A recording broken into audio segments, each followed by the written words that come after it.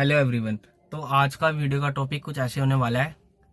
गर्मियों का सीजन चल रहा है, तो अब हम अपनी गाड़ी को ओवर हीट से और जो अंदर कैबिन के अंदर हीट बन जाती है उससे हम कैसे बचा सकते हैं, आज का टॉपिक इसी पे होने वाला है वीडियो का। तो आज मैं आपके साथ ऐसी टिप्स शेयर करूंगा, बताऊंगा आप लोगों को, जिससे कि आपकी गाड़ी ज़्यादा एक्सेसिव हीट ना हो, क्योंकि गर्मी बहुत ज़्यादा पड़ रही है। टेम्परेचर अराउंड जाता है 50 डिग्री सेल्सियस तक, तो ये बहुत ज़्यादा हो जाता है। एक तो कंट्रोल नहीं हो जाता ह्यूमन से भी, तो गाड़ी के अंदर भी हम किन बातों का ध्यान रख सकती हैं जिनसे हमारी गाड़ी को डैमेज कम हो। तो चलो शुरू करते हैं। तो सबसे पहला पॉइंट आ जाता है गाड़ी का, वो आ जाता है सबसे पहले तो हमें जो गाड़ी का टायर प्रेशर होता है ना, टायर के अंदर जो हवा आती है उसको बिल्कुल मेंटेन रखना है। मेंटेन इसलिए रखना है क्योंकि जब गाड़ी के अंदर टायर प्रेशर अगर कम होगा तो लोड ज़्यादा पड़ेगा इंजन के ऊपर, उतनी ज़्यादा ही फ्यूल कंजप्शन होगी, जिसके कारण हीट भी ज़्यादा होगी, क्योंकि मैकेनिकल लॉस होता है इंजन के अंदर।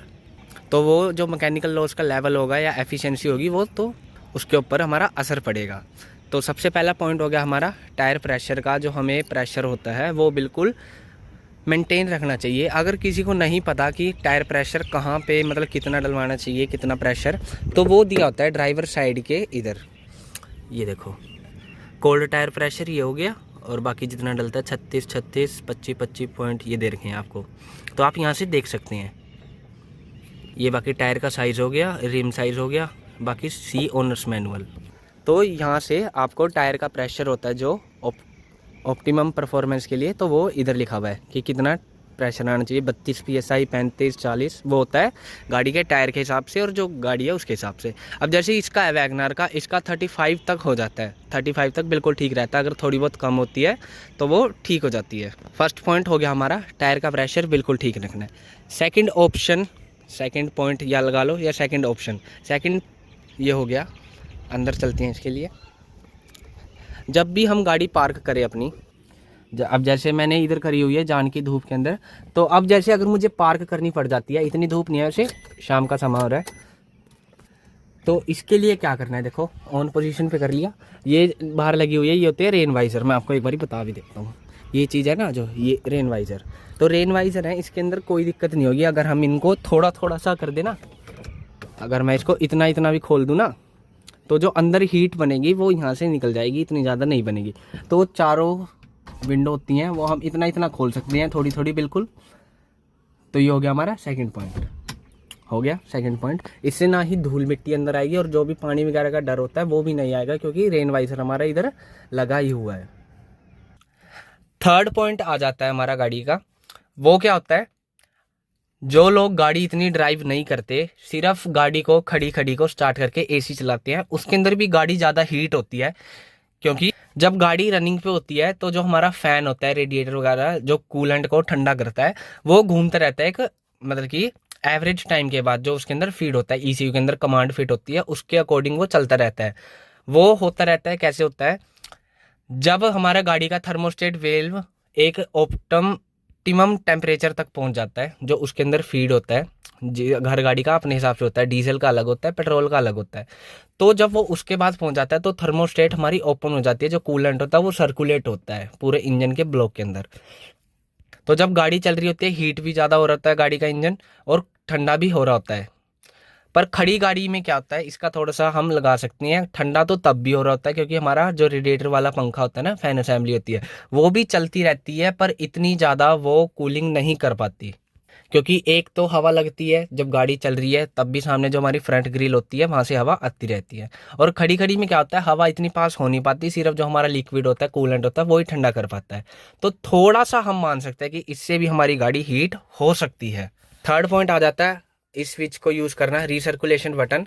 इसको अगर हम करेंगे तो ये ओपन हो जाएगा। जो भी गाड़ी के अंदर हवा वगैरह होती है, एक जाली होती है इधर, मैंने बहुत बार आपको बता दिया है, तो वो ओपन हो जाती है। इसको अगर हम खड़ी करना चाहें, मतलब कि अगर खड़ी कर सकते हैं तो कर सकते हैं, पर इसका एक डिसएडवांटेज ये है, गाड़ी के अंदर बदबू हो सकती है।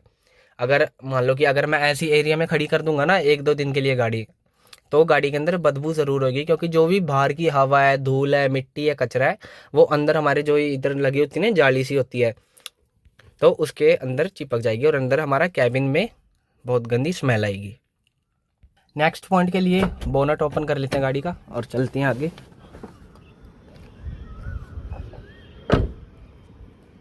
चलो बोनट खोलता हूँ।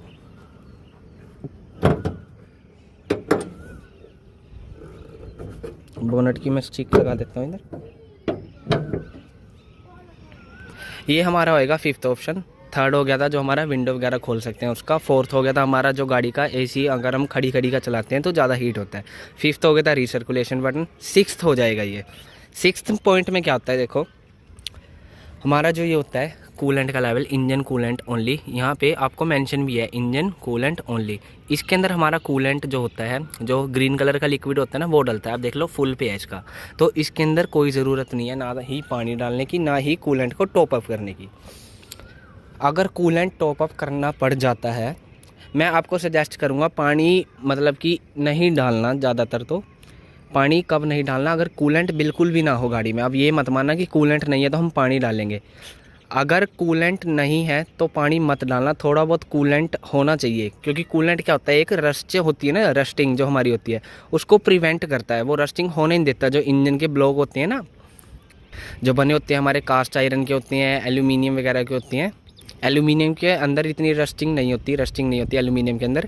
कास्ट आयरन के ऊपर एक टाइम के बाद रस्टिंग होना चालू हो जाती है। वो इस वजह से हो जाती है अगर हम मेंटेनेंस नहीं रख पाते। मेंटेनेंस की वजह से अगर हम सिर्फ पानी यूज़ करते हैं।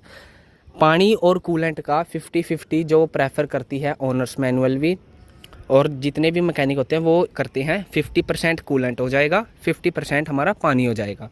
वो रहती है अप्रोप्रिएट अमाउंट में। जब भी कूलेंट टॉप अप करना पड़ जाए तभी करना जब गाड़ी का इंजन बिल्कुल ठंडा हो, यानी कि गाड़ी बिल्कुल भी चली नहीं हो। अगर हम गर्म को इस कैप को खोलेंगे ना टॉप अप के लिए, या इसको खोलेंगे तो डिसएडवांटेज होएगा हमें। वो क्या हो सकता है, क्योंकि ये भी गर्म हो रहा होता है, क्योंकि ये हीट अपने अंदर डिसिपेट करता है। डिसिपेट यानी खींच के एक तरह के एब्जॉर्ब कर लेता है, फिर ये ठंडा होता है। जो आगे हमारी फैन असेंबली लगी हुई है, कंडेंसर लगे हुआ है, रेडिएटर लगा हुआ है। तो जब भी कूलेंट टॉप अप करना पड़ जाए तो यहाँ से इसको मत खोलना जब ये गर्म हो। अभी भी ये गर्म है बहुत ज़्यादा। इसके ऊपर लिखा भी है, देख लो, डेंजर नेवर ओपन हॉट।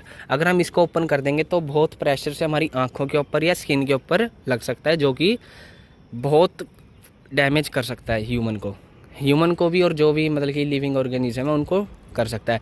और कूलेंट जो होता है अगर वो मतलब कि ज़्यादा लग जाता है ना बॉडी पैनल पे या कहीं पे, एक तो कूलेंट और ब्रेक फ्लूइड, तो वो क्या करते हैं एक टाइम के बाद जो रंग होता है ना, जो हमारी गाड़ी का ओरिजिनल पेंट होता है, जैसे ये मान लो वाइट कलर है, इसके ऊपर लग जाता है तो वो एक अपना स्कार छोड़ जाता है। स्कार यानी कि निशान छोड़ जाता है। तो इसका भी ध्यान रखना, थोड़ा बॉडी पैनल पे लगने मत देना।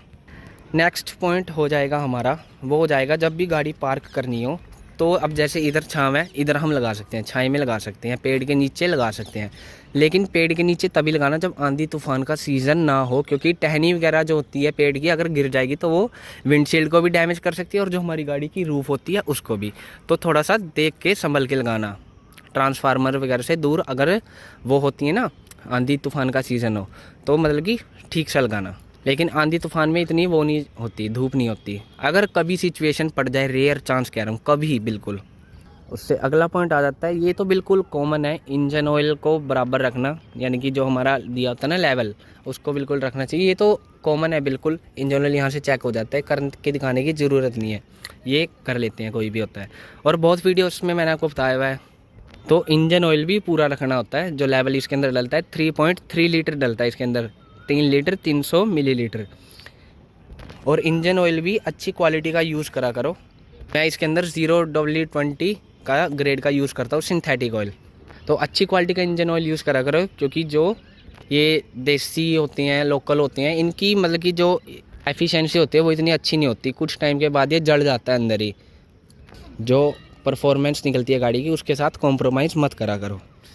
अगला पॉइंट ये आ जाता है, अगर कोई हिली एरिया से मेरी वीडियो देख रहा है, वहाँ पे ब्रेकिंग बहुत ज़्यादा होती है गाड़ी की। ब्रेकिंग मतलब कि कैसे, मान लो कि चढ़ाई है, उधर से नीचे उतरी है गाड़ी, तो वहाँ पे ब्रेक का ज़्यादा यूज़ होता है।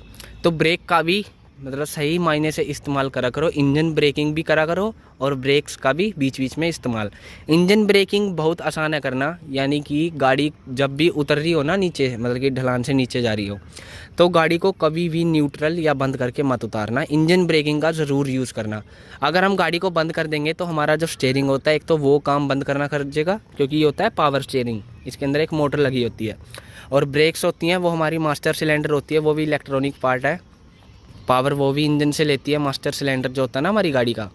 मैंने एक वीडियो में करके दिखाया था आपको कि बंद गाड़ी में ब्रेक्स क्यों नहीं काम करते, वो आप देख लेना जाकर चैनल पे। तो ब्रेक का भी सही मायने से इस्तेमाल करा करो, ना ही ज़्यादा ब्रेक का यूज़ करा करो, ना ही ज़्यादा। अब ब्रेक्स का कहने का मतलब ये नहीं है कि बिल्कुल ही मत करो, सही मायने से करो, क्योंकि ब्रेक पैड्स के ऊपर भी असर पड़ता है। वैसे तो ये बने होते हैं AS बेस्टोस कुछ ऐसा मटेरियल होता है इनका। वैसे इनकी जो हीट उसकी एफिशिएंसी होती है अच्छी होती है, मतलब कि ज़्यादा गर्म नहीं होते। लेकिन कहीं कहीं आपने देखा होगा कि हीट हो जाती है रोटर वगैरह के ऊपर, तो उनका भी ध्यान रखा करो। है हमारा लास्ट पॉइंट और सबसे मेन पॉइंट, गर्मियों का सीज़न है, AC मस्ट है गाड़ी के अंदर। AC जब भी चलाओ गाड़ी के अंदर तुरंत बैठते ही मत चलाना।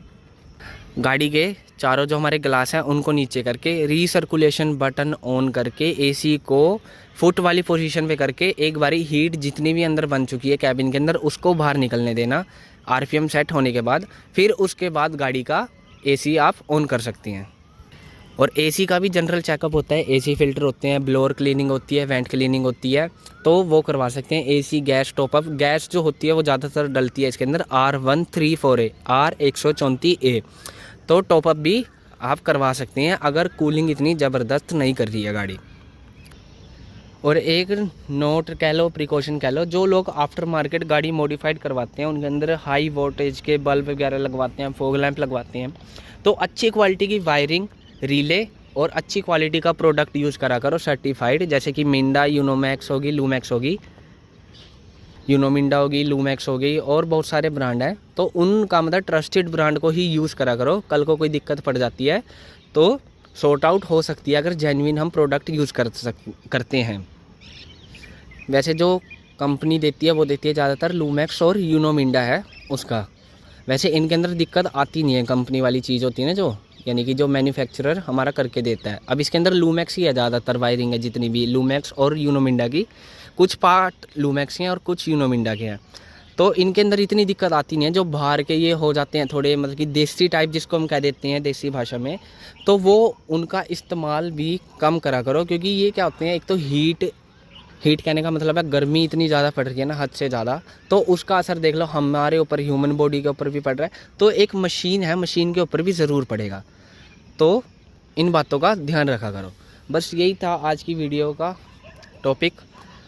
होप करता हूँ आप लोग ध्यान रखोगे अपनी गाड़ी का ऐसे समर सीज़न में। थैंक्स फॉर वॉचिंग, मिलते हैं जल्दी नई वीडियो के अंदर। चैनल को सब्सक्राइब कर देना। थैंक्स।